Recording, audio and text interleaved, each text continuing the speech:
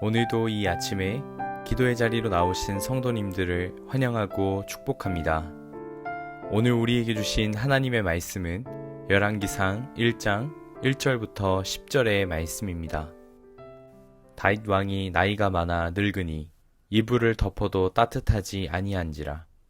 그의 시종들이 왕께 아뢰되 우리 주 왕을 위하여 젊은 처녀 하나를 구하여 그로 왕을 받들어 모시게 하고 왕의 품에 누워 우리 주 왕으로 따뜻하시게 하리이다 하고, 이스라엘 사방 영토 내에 아리따운 처녀를 구하던 중 수넴 여자 아비삭을 얻어 왕께 데려왔으니 이 처녀는 심히 아름다워 그가 왕을 받들어 시중 들었으나 왕이 잠자리는 같이 하지 아니하였더라.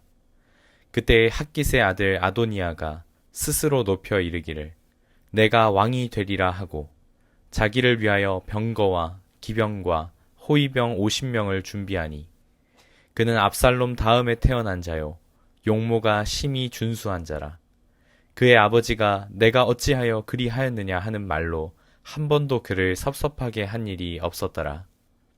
아도니아가 스루야의 아들 요압과 제사장 아비아달과 모이하니 그들이 따르고 도우나 제사장 사독과 여호야다의 아들 브나야와 선지자 나단과 시므이와 레이와 다윗의 용사들은 아도니아와 같이 하지 아니하였더라.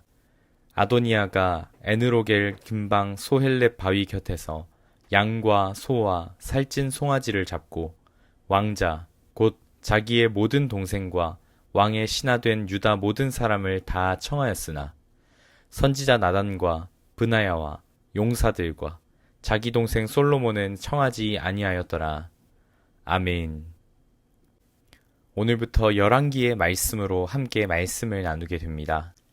열왕기의 중요한 포인트는 바로 등장하는 왕들에 있습니다. 그리고 그 왕들에 대한 평가의 기준이 바로 다윗이라고 하는 인물입니다. 다윗은 그의 평생에 하나님을 정직하게 따른 인물입니다. 비록 말년으로 갈수록 그 총기를 잃어버리고 때로는 하나님께서 기뻐하시지 않는 일들을 선택하는 그런 실수도 하긴 하지만 그는 그때마다 회개했던 인물이었습니다. 하나님이 사무엘상 16장에서 처음 다윗을 택하실 때 그의 마음의 중심이 하나님을 향하였던 것처럼 그는 인생 전체를 분투하며 자신의 중심을 하나님께 두고자 애썼던 인물입니다. 그리고 오늘 열왕기상의 시작에서 이제 다윗의 말년에 대해서 이야기하고 있습니다. 다윗의 화려하고 강인했던 그 젊은 시절은 이제 다 가고 이제는 추위조차 혼자 감당할 수 없이 다윗은 쇠약해져 갔습니다. 이제 새로운 시대를 맞이하게 되는 분기점 가운데 놓여져 있는 것입니다. 그런데 1장 5절 말씀에 보면 한 인물이 등장합니다. 그 사람의 이름은 아도니아로 다윗의 네 번째 아들입니다. 이 아도니아의 특징을 보면 그의 외모가 매우 준수했다라고 하고 또 정치적인 부분에서 수완도 굉장히 좋은 사람으로 보여집니다. 그런데 성경에서 그를 매우 부정적인 인물로서 이야기를 하는데 5절 말씀에 아도니아가 스스로를 높였다라고 말하고 있습니다. 여기서 높이다라고 하는 말 안에는 자기 스스로만을 고평가하고 높였다라고 하는 것이 아니라 다른 사람을 짓밟거나 혹은 억누르거나 자신은 그 위에 올라가서 자신을 높였다라고 하는 뜻이 포함될 수 있습니다. 그리고 그는 스스로 왕이 될 것이라고 말하면서 병거와 기병과 호위병 50명을 선별하여 자신을 호위하게 하였습니다. 이것은 왕자로서는 받아서는 안 되는 호위입니다. 이것은 왕이 받아야 하는 호위인 것이죠. 그런데 자기 아버지인 다윗이 아직 살아있음에도 불구하고 그는 지금 왕으로서의 야심을 거침없이 드러내고 있는 것입니다. 이런 아도니아의 모습을 종합하여 본다면 아도니아는 매우 교만한 사람이다 라고 할 수 있을 것입니다. 자기 스스로를 높이기 위해서 다른 사람을 낮추고 짓밟고 올라서는 것이 거리낌이 없는 사람입니다.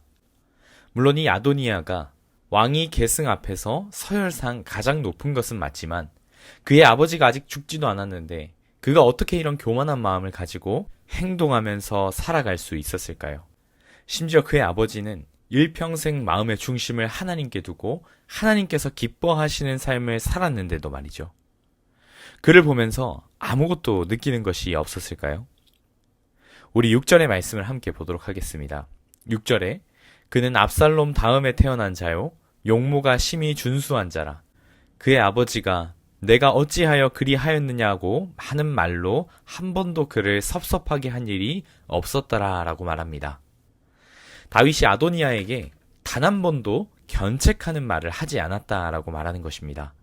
다윗의 자식 가운데 많은 인물들이 있었는데 아마 암논과 다말 혹은 압살롬 같은 이런 가정 안에 혼란스러운 사건들을 지나게 되면서 아마 다윗 안에 어떤 마음의 심경의 변화가 많이 있었던 것 같습니다.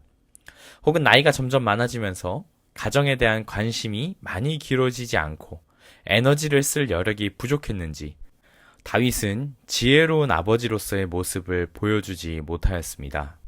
어찌되었든 모든 것을 다 누릴 수 있는 왕자, 또 차기 유력한 왕이 계승자이니 아도니아의 행동이 뭐 어떻게든 이해는 갑니다. 또 그의 아버지는 그런 모습을 그저 내버려 두고 있습니다. 최근 교권이 많이 무너지고 고통받는 교사에 대한 이야기가 굉장히 뜨거운 화두입니다. 옛날에는 교사들의 지나친 체벌이 많이 문제였는데 오늘날에는 너무나 자기중심적인 사람들이 아이나 어른이나 할 것 없이 참 많은 것 같습니다. 어쩌면 이것은 잘못된 사랑에 대한 이해 때문인지도 모를 것입니다. 사랑은 무조건적으로 주는 것만이 사랑이 아니죠. 때로는 참고 자랑하지 않고 무례히 행치 않고 진리와 함께 기뻐하며 나아간다라고 성경은 사랑에 대해서 이야기합니다. 그런데 이런 아름다운 사랑의 모습이 지켜지기 위해서는 그 사람을 존중하여지고 때로는 세워주고 서로 간에 지켜주어야 하는 영역들이 있는 것입니다. 함부로 그 사랑의 영역을 넘어서게 된다면 그것은 사랑의 이름으로 행동한다고 할지라도 때로는 폭력이 되고 때로는 이기심이 되고 때로는 교만이 될 수도 있는 것입니다. 만약 자녀가 잘못된 길을 가고 있다고 한다면 하나님께서 기뻐하시지 않는 길을 스스로 선택하고 있다면 그것을 방임해서는 안 된다라고 하는 것입니다. 잠언 22장 6절에 이렇게 얘기합니다. 마땅히 행할 길을 아이에게 가르치라. 그리하면 늙어서도 그것을 떠나지 아니하리라 라고 말합니다.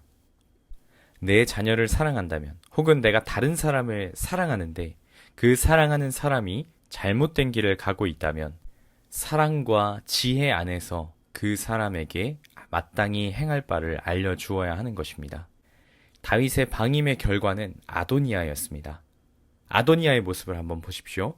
그는 용모도 매우 준수할 만큼 스스로를 매우 잘 가꾸는 사람이고 다윗과 함께 영광의 시대를 살아갔던 이 군권의 지도자와 제사장을 자신의 편으로 만들 만큼 굉장히 정치적인 수완이 뛰어났고 세상적인 지혜가 매우 뛰어난 자였습니다. 그러나 성경은 그를 하나님 앞에서 교만한 자라고 이야기합니다. 그는 자기 아버지는 경험했던 하나님을 전혀 모르는 매우 어리석고 불쌍한 사람이죠. 세상의 모든 것을 가졌지만 그는 하나님 앞에서 교만한 자로 자라났습니다. 이 얼마나 슬프고 비참한 일이 아닙니까? 우리 사김의 교회 자녀들은 이러한 아도니아와 같은 전철을 밟지 않게 되기를 소망합니다. 세상이 말하는 뛰어남을 갖추었으나 교만한 자, 하나님이 어떤 분이신지를 모르는 어리석은 자가 되지 않기를 간절히 소망합니다. 이는 비단 부모 자녀 간의 문제만에 국한되지 않습니다. 사랑이라고 이름하는 모든 관계 안에서 이루어질 수 있는 적용점들입니다. 모든 것을 내어주고 용납해주고 봐주는 것만이 사랑이 아닙니다.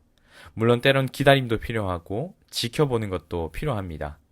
그러나 서로 간에 지켜야 하는 경계와 영역들을 지켜주고 알리며 서로 세울 수 있는 건설적인 사랑이 되어야 하는 것입니다.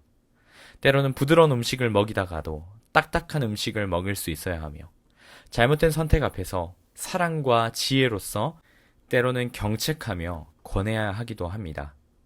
물론 이것이 참 어렵습니다. 정말 많은 지혜가 필요하고 또 이것을 내가 실행한다고 할지라도 당장에 눈에 띄는 어떠한 내게 긍정적인 변화들이 바로바로 나타나지 않을 수도 있습니다.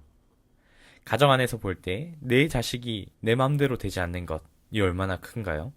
또 리더로서 누군가를 이끄는 것이 얼마나 어렵습니까? 사랑하기 때문에 더 어려운 것 같습니다. 그렇다면 지난 주일의 말씀을 한번 기억해 봅시다. 우리는 부르심에 맞게 수고해야 할 것입니다. 말로 가르치기만 하는 것이 아니라 내가 그 말에 맞게 살아가야 할 것입니다. 또 말씀 위에 내가 서 있어야 합니다. 또 때로는 불편하지만 하나님의 말씀을 전해야 할 때도 있습니다. 그렇게 하여야 우리의 가정 안에, 삶 안에, 공동체 안에 덕스러운 집이 만들어져 갈 수 있기 때문입니다. 오늘 말씀을 기억하면서 기도하실 때 내게 주어진 사랑으로 이어진 관계들을 한번 돌아보시면서 내가 사랑하는 이들이 정말 나아가야 할 바가 무엇인지를 한번 생각해 보시기를 바랍니다. 아마 하나님께서 여러분 가운데 주시는 마음들이 있으실 것입니다.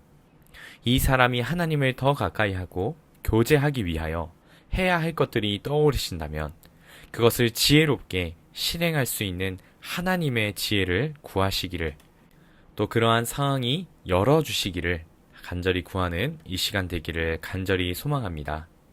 그리고 나라와 민족을 위하여 기도하여 주시고 교회를 위해서 기도해 주실 때 예배 처소를 위하여서 계속해서 기도해 주시기를 바랍니다.